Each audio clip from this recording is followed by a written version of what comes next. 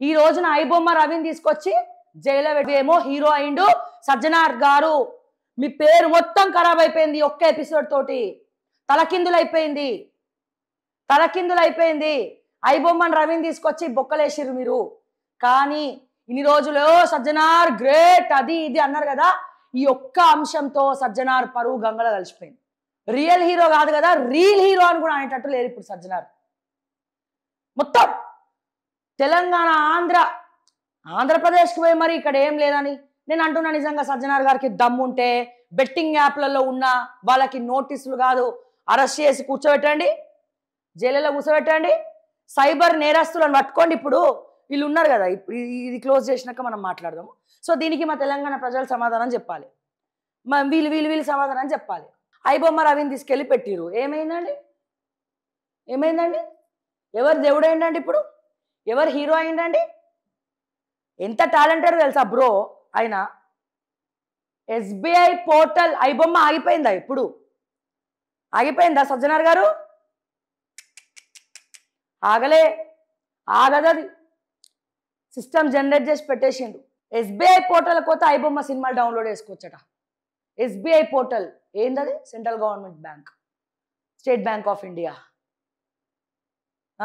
ఐబొమ్మ 2 అని ఇంకో website start అయింది, ఐబొమ్మ 1 అని చెప్పి 1, 2 అని చెప్పి. మళ్ళీ ఏం చేసినట్టు, ఎవరు గెలిచినట్టు? ఇక్కడ దమ్ముంటే పట్టుకోరా శకావత్తు అని చెప్పినంత మాత్రాన మీరేమన్నా పుష్ప సినిమాలో అల్లు అర్జున్లా వాళ్ళ భార్య ఇస్తే పట్టుకున్నారు, వాళ్ళ భార్య దొంగతనంగా తెచ్చిస్తే మీరు తీసుకొని మేమే పట్టుకున్నామని ఇది ఎగిరేస్తున్నారు. కానీ ఈ రోజున ఎంతమంది సామాన్య ప్రజలు ఐబొమ్మ రవిని హీరో చేస్తున్నారండి.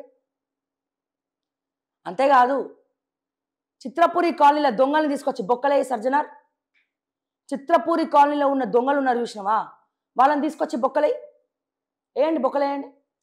అది చేయం మనం. అబ్బో అస్సలు టికెట్ల రేట్లు పెంచిన వాళ్ళని తీసుకొచ్చి బొక్కలే. హైకోర్టు చెప్పింది టికెట్స్ రేట్లు పెంచద్దు అని హైకోర్టు ఆర్డర్ ఇచ్చింది.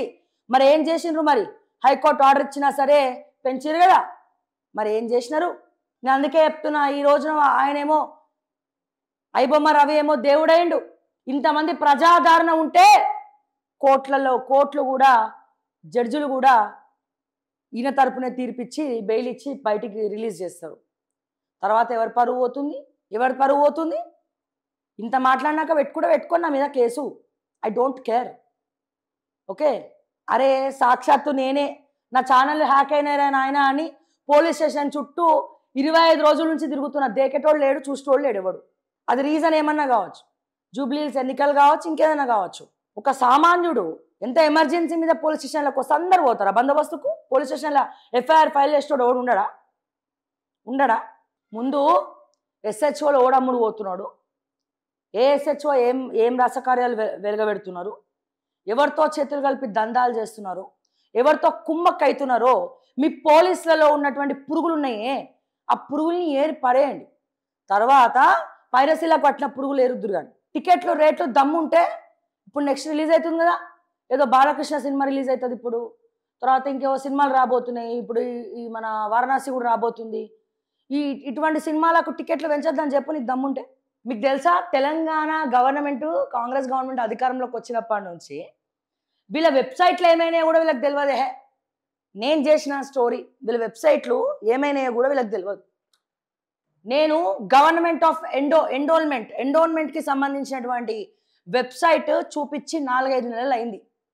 వీళ్ళకంటే ముందే చెప్పినాను, గవర్నమెంట్ అఫీషియల్ వెబ్సైట్లో ప్రైవేట్ వీడియోస్ వస్తున్నాయి, ప్రైవేట్ ఛానల్కి సంబంధించినటువంటి వీడియోలు వస్తున్నాయి. ఇంతకన్నా దిగజారిపోయేతనం ఏమైనా ఉందా అండి?